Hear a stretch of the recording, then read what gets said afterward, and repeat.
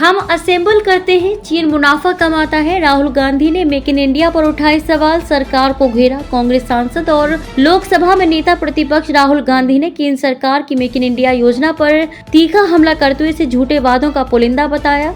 उन्होंने कहा कि ये पहल देश में वास्तविक निर्माण मैन्युफैक्चरिंग को बढ़ावा देने में पूरी तरह विफल रही है। राहुल गांधी शुक्रवार को देश का सबसे बड़े इलेक्ट्रॉनिक्स बाजार माने जाने वाले दिल्ली के नेहरू प्लेस पहुंचे और वहां 2 स्थानीय टेक्नीशियनों से बातचीत की। उन्होंने कहा कि भारत में ज्यादातर मोबाइल और इलेक्ट्रॉनिक उत्पाद असेंबल किए जा रहे हैं, लेकिन उनका निर्माण यहाँ नहीं हो रहा। उन्होंने ये भी आरोप लगाया कि मेक इन इंडिया ने फैक्ट्रियों का बूम लाने का वादा किया था, फिर आज मैन्युफैक्चरिंग ऐतिहासिक रूप से निम्न स्तर पर क्यों है, युवा बेरोजगारी रिकॉर्ड ऊंचाई पर क्यों है और चीन से आयात दोगुना क्यों हो गया है।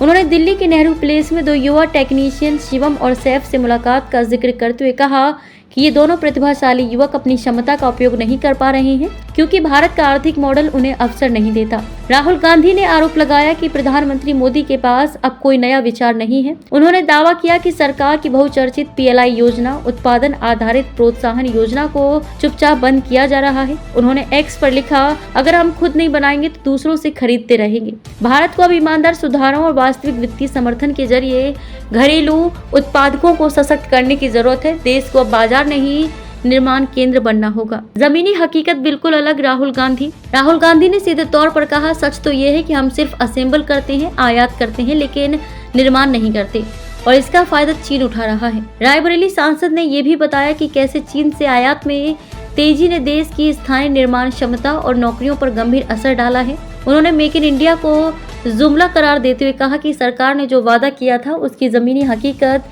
बिल्कुल अलग है।